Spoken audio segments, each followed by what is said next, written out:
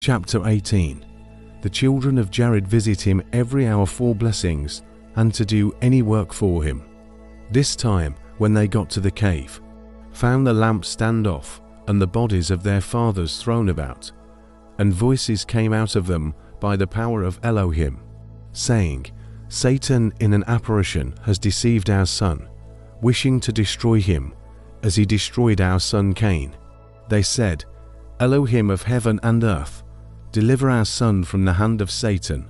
They also spoke of other matters by the power of Elohim. The children of Jared heard these voices. They feared and stood weeping for their father, for they knew not what had befallen him. They wept until the setting of the sun.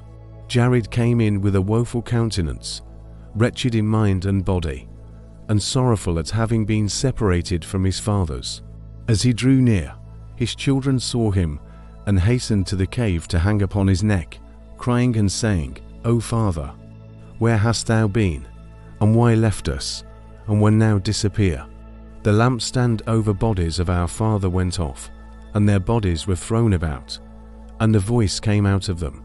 When Jared heard this, he was sorry, went into the cave, and saw all that had happened, just as his children said. He heard the voice of his fathers praying for deliverance from Satan. And I beg you, ask Elohim to keep me, and to bide me from him unto the day of my death. All the voices ceased, except the voice of Adam, who spoke to Jared by the power of Elohim, saying, Offer gifts to Elohim, for having delivered thee from the hands of Satan. And when thou bringest those offerings, offer them on the altar on which I did offer. Also beware of Satan, for he deluded me many times, wishing to destroy me. But Elohim delivered me out of his hands. Command thy children to be on guard against him, and never cease to offer gifts to Elohim. The voice of Adam became silent. Jared and his children wondered at this and laid the bodies as they were at first. Jared and his children stood praying the whole of that night, until the break of day. Jared made an offering and offered it up on the altar. He prayed for mercy and forgiveness of sin, concerning the lamp going out. Elohim appeared unto Jared on the altar, and blessed him and his children, accepted their offerings, and commanded Jared to take the sacred fire from the altar, and with it to light the lamp that shed light on the body of Adam. Chapter 19. Elohim said to Jared, As the fire which thou hast taken from the altar to light the lamp, let it abide with you to give light to the bodies, and let it not come out of the cave until the body of Adam comes out of it. Jared, take care of the fire, that it burn bright on the lamp. Go not out of the cave until thou receive an order through vision, and not in an apparition when seen by thee. Command thy people not to hold intercourse with the children of Cain, and not to learn their ways. For I am Elohim, who loves not hatred and works of iniquity. Elohim gave many other commandments to Jared and blessed him, and withdrew his word from him. Jared did as Elohim commanded, to keep the lamp burning. Jared continued to teach his children for 80 years, but after that, they began to transgress the commandments he had given them, and to do many things without his counsel. They began to go down from the holy mountain, one after the other, and mix with the children of Cain, in foul fellowships. Chapter 20. The children of Cain multiplied, and Genun, the son of Lamech the blind, who slew Cain. Satan came to him in his childhood, and he made sundry trumpets and horns, string instruments, cymbals and psalteries, lyres, harps, and flutes, and he played on them at all times and at every hour. When he played on them, Satan came into them, so that from among them were heard beautiful and sweet sounds, that ravished the heart. Genun gathered companies upon companies to play on them, and when they played, it pleased the children of Cain, who inflamed themselves with sin among themselves, and burnt us with fire, while Satan inflamed their hearts, one with another, and increased lust among them. Satan also taught Genun to bring a strong drink out of corn, and this Genun used to bring together companies upon companies in drink houses, and brought into their hands all manner of fruits and flowers, and they drank together. Thus Genun multiplies sign exceedingly, and acted with pride, and taught the children of Cain to commit all manner of the grossest wickedness, which they knew not, and put them up to manifold doings which they knew not before. When Satan saw that they yielded to Genun, and listened to everything he told them, he rejoiced greatly and increased Genun's understanding, until he took iron, and with it made weapons of war. When they were drunk, hatred and murder increased among them, and sin increased greatly, until a man married his daughter or mother, and no longer knew what is iniquity, but did wickedly, and the earth was defiled with sin. They angered Elohim the judge, who had created them. Genun and his companies played at the foot of the holy mountain, and they did so that the children of Seth who were on the holy mountain could hear it. When the children of Seth heard these noises, they wondered and came by their companies, and stood on the top of the mountain to look at those below, and they did thus for a whole year. At the end of that year, Genun saw that they were being won over to him little by little. Satan entered into him and taught him to make dyeing stuffs for garments of diverse patterns, and made him understand how to dye crimson and purple and what not. The children of Cain wore all these beautiful and gorgeous apparel, gathered together at the foot of the mountain with horns and committing all manner of abominations.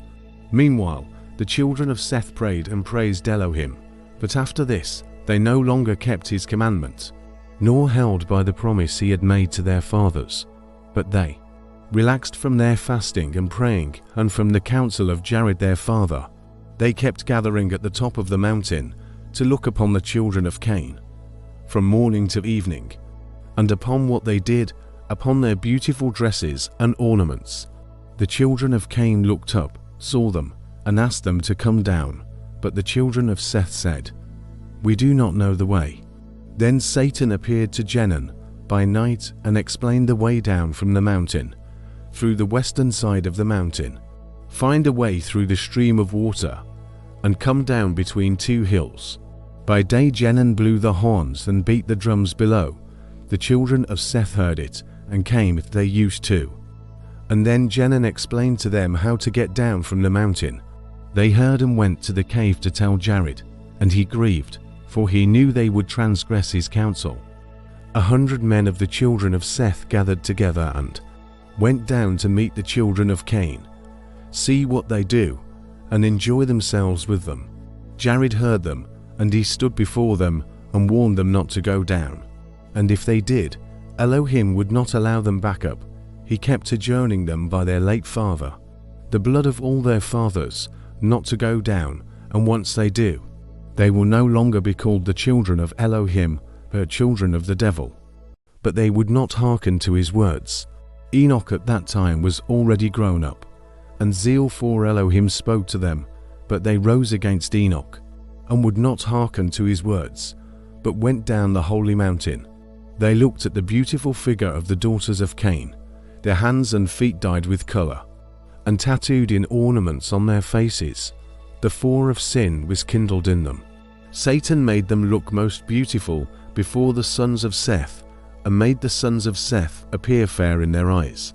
They all lusted after themselves like ravenous beasts, until they committed abomination with them. After they were done, they returned the way they had come, and tried to ascend the holy mountain, but could not, because the stones were of fire flashing before them, because of which they could not go up again. Elohim was angry with them, because they had come down, lost their purity and innocence, and fallen into sin. Elohim sent his word to Jared, saying, "These thy children have transgressed and gone down to the abode of sin. Send a message to those that are left not to go down and be lost." Jared wept, and asked Elohim for mercy and forgiveness, but wished that his soul might depart from his body. Rather than hear these words from Elohim about the transgression of his children, he obeyed Elohim's order, and preached unto them to go down from the holy mountain, and not have intercourse with the children of Cain. But they heeded not his message, and would not obey his counsel. The journey of the children of Seth, in this episode, tells of how humans disobey Elohim just to satisfy the desires of their flesh. Elohim is always willing to comfort, protect and save his children, though even when fear grips and confusion sets in, knowing that Elohim is there with you and always listening to your prayers of repentance and thanksgiving. I pray we believe in Elohim through his son Yeshua and understand that the Creator will never neglect his people. Remember, no matter the challenges we face, Satan's tricks and agendas are still the same, nothing new. And Elohim is the same, yesterday, today, and forever. Elohim holds his word dearly and keeps to what he has said. May the grace of Elohim continue to rest on you all.